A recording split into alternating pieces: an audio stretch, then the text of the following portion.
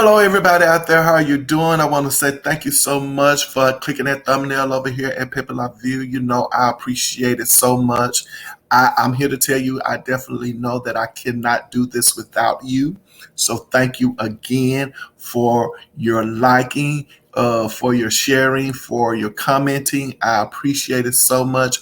I also want to say thank you to those new viewers, returning viewers, and you subscribers. Thank you. Thank you so much. Yes, it has been. It's hard to believe it's been 2 weeks. Yeah, lots been going on over here on my end. Of course, I have to work, and trying to juggle everything. But I think, for the most part, I have everything kind of in line. So you will see some changes going on over here with the channel. But, change is consistent, is what it is. You always have to be in a, place where you are reinventing yourself. So I like that. Also, I want to apologize if you're hearing noise. Maybe it sounds like maybe it's a vacuum cleaner or washer or dryer or whatever it is that you might be hearing. But it's Sunday over here and it's cold and I am, up, cleaning up and just really and truly going about my day. So anyway, those of you who have followed me know that we actually started this R&B Divas discussion, talking about the albums of the year when it came to the Grammys and the Soul Train Music Awards, and I want to continue to do that. And right now we are in the year 1997 at the Soul Train Music Awards. And these ladies here released their albums in 1996. So that's right. As I've said before, they went into the studio. They got some songwriters and some singers and some musicians together, and they put together a project, packaged it up, and went out and they sold it into the marketplace. Went on shows, concerts, did all of those things, and now, they have been nominated. Been nominated for Album of the Year Female at the 1997 Soul Train Music Awards. So just that in it of itself, congratulations to all of you ladies so much for your nominations. If you watch me, you know that I feel a certain kind of way about the R&B divas of the 80s versus the R&B divas of the 90s. And just looking at this picture, I guess you cannot, I guess trends or fashion styles, what have you, they changed. And I guess I like the image, if you will, of the R&B divas of the 80s. Everything was big hair, big clothing, kind of like, just loud, if you will. I would use it that way, kind of gaudy, if you will. And now, over here in the 90s, it looks like all of that has been stripped away. And basically we just have here a different kind of image. And I don't think that it's bad. I don't think that it's good. I think it just is what it is when it comes to image right now. And, styles and trends. And we have here Aaliyah, Monifah, Toni Braxton, and Meshell Ndegeocello. I have to say it like that in order to get it correctly. Get it correct. Obviously, I'm going to pronounce her name incorrectly. This is Monifah's first time showing up. This is her first album. Aaliyah, this is her, second time showing up. Toni Braxton, second time showing up. And Meshell, second time showing up. Interesting. Monifah's record was definitely a bop. It was. I Miss You a lot. But as you guys already know, if you watched me long enough, then you know that when it comes to R&B divas of the 90s, there are few and far in between where I have actually listened to the entire album, even if I purchased the album. I probably did not listen to its entirety. Huh. I don't even think that I do have Toni Braxton's first album. I don't have Secrets, but I do have I did purchase the single You Making Me High. Oh my gosh, like the first time I heard the song when I saw the video, for sure. The song and the video hand in hand, I was like, oh, it was a done deal for me. I mean, it was definitely Toni Braxton all the way. Like she definitely brought the funk, you know, she brought the stank, you know, the sexiness. I mean, you know, she definitely stepped it up and I liked it a lot. You know, she did that in Vogue. She took them steroids for her second for a second album. You know, in Vogue, they for that Funky Divas album, I say it all the time, that Funky Diva album is in Vogue on steroids. And I think that's the same thing with Toni Braxton. You know, that Secrets album is Toni on steroids. I mean, it's just a really good, strong, you know, record. I've had someone comment about Aaliyah as far as talking about her, and I'm sorry. I'm still trying to get in the mood where I can talk about her, but I like the first album. I liked it a lot. I'm just not an Aaliyah fan.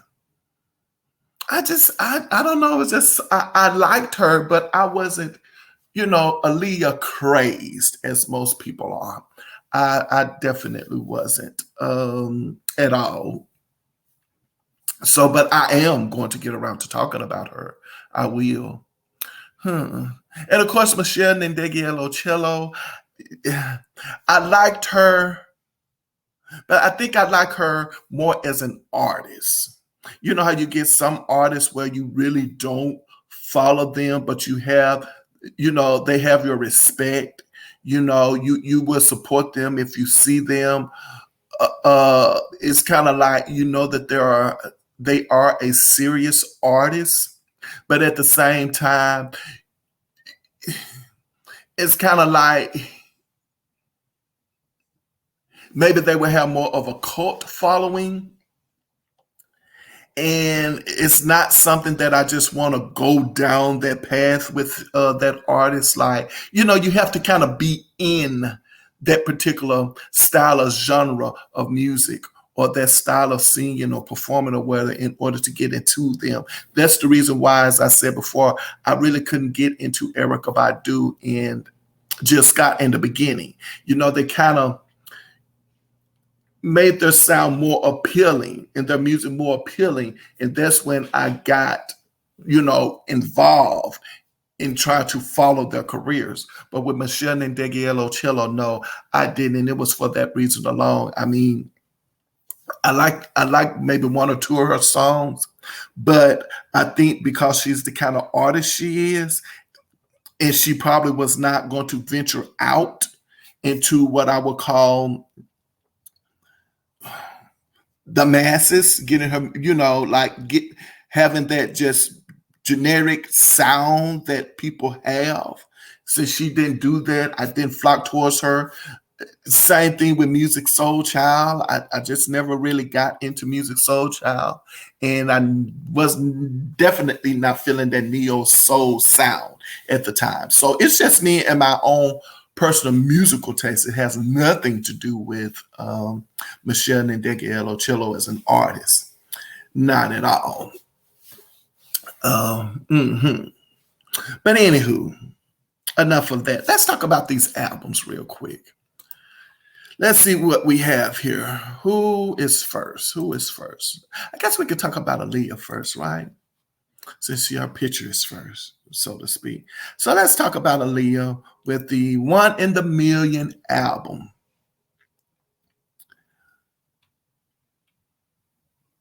I think this is when what she was being produced. This is her second album, right? And I think Timbaland probably stepped in at the time and started working with her. Uh, I know that for sure. I know there are some Timbaland songs on this album, but let's kind of just look at it and see what we got here. Mm-hmm. So 1 in a million, that's what I kind of figured. Timberland. If your girl only knew, another Timberland record. I like that. So it looks like for me, the songs that I like for the most part would be, of course, the Timberland produced songs. I don't have the entire album, as I said before. So you have Hot Like Fire, 1 in a million, If Your Girl Only Knew. Choosy Lover was okay. And if I'm not mistaken, that song was produced by Vincent Herbert. Is Vincent Herbert, is that the same guy that was married to Tamar Braxton? Is that him? Yeah, that's Tamar Braxton's husband, or ex-husband. And then you have 4-Page Letter. I like that one as well. And then I think didn't she have a Disney song?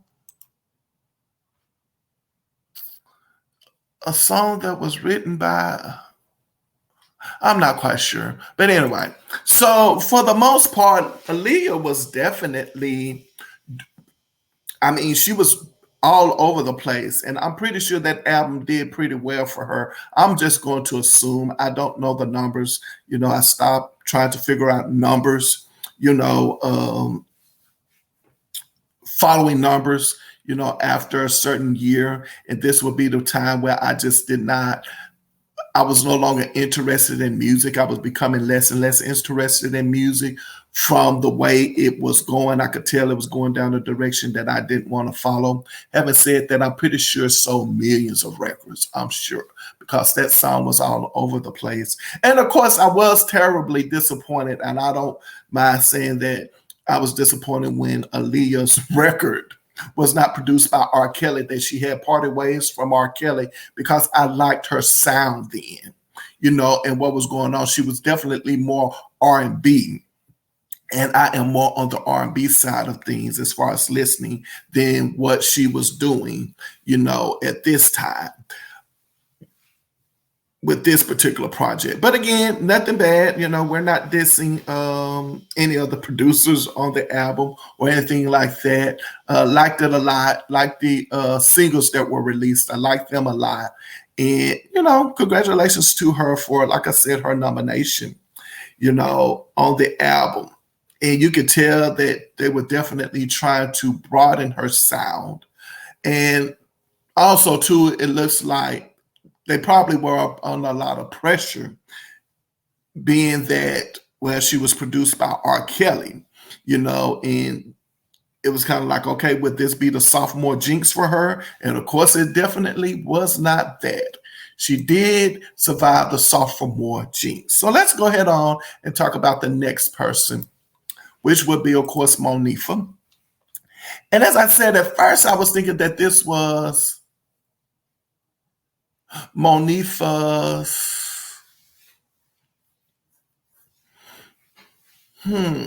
second album, but of course this was her first album. I don't know why. And then when I'm looking at her album cover for this record, I don't know why I'm thinking of Monica. I don't know. They have a look like she's dressed up like she could possibly be Monica, if you will. But anyway, I don't know. Was they trying to make her another Monica? That's interesting. Let me write that down. I have thoughts over here, and when I'm thinking out loud like that, I got to see. So let me see. Monifah and Monica. Interesting. I don't know why I thought about that. So we have Monifah over here, and of course, this is a heavy D production. And, I was pleasantly surprised to see that Heavy D was doing more of the production side of things and discovering new artists. I think the other group that I have a record of, what's the name of that male group?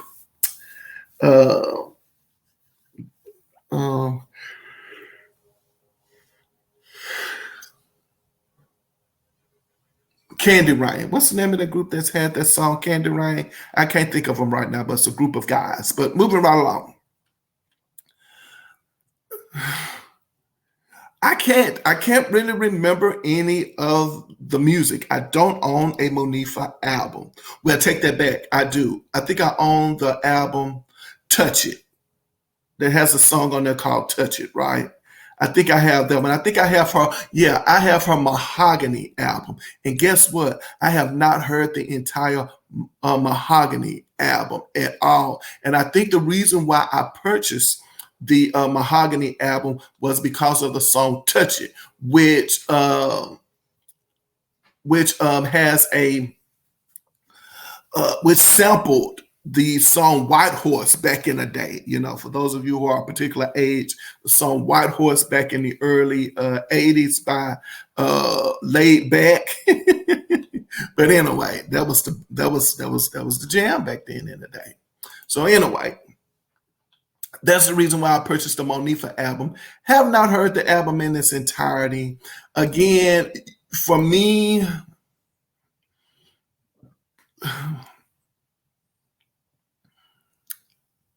okay, I know exactly now. Here's the reason why I'm kind of like, not quite sure how I feel about Monifah. Because Monifah, to me, she's not that artist.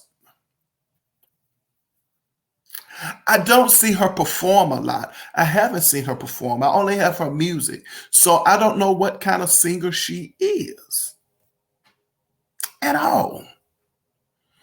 You see what I'm saying? I don't know. I know she makes good music, but I don't know what kind of singer she is. And that's the reason why I cannot comment more on her. I just don't know. Maybe I need to look at some footage of her performing in order for me to make up my mind about how I feel about her as a performer. Because I don't know much about her. You know, I don't. And I think when she was on R&B Divas of Atlanta, it did not, show them in a good light at all. So we moving on from that. Just period. And of course we have Toni.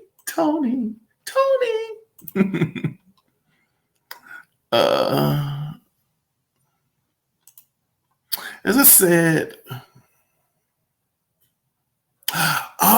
let's talk about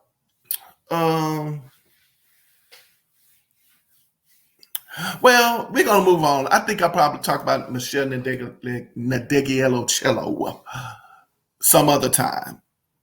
Yeah. Like, I think I'm gonna talk about her individually. That's why I'm not going to talk much about her here. Yeah. Here is the thing as we wrap this up. It's sad to say, but in this category, I think you have Aaliyah and Toni as the ones who are definitely contenders for this award. Really, because when I look at all of the songs that were released off of Aaliyah's record, and when I think about all of the songs that were released off of Toni's record, I mean, they were definitely bops. Definitely doing that. And I feel like Toni wins out simply because, Toni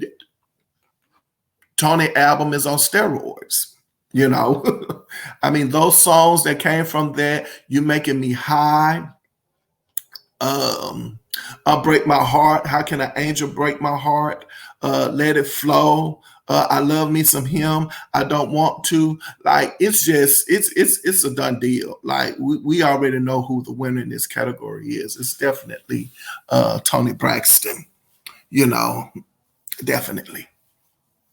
Absolutely. Toni Braxton wins in this category. But anyway, well, that's the Album of the Year Female Soul Train Music Awards in 1997. So again, over here at Pepper La View, we want to say thank you so much for, watching. Also reminding you to put your behind where your heart desires to be.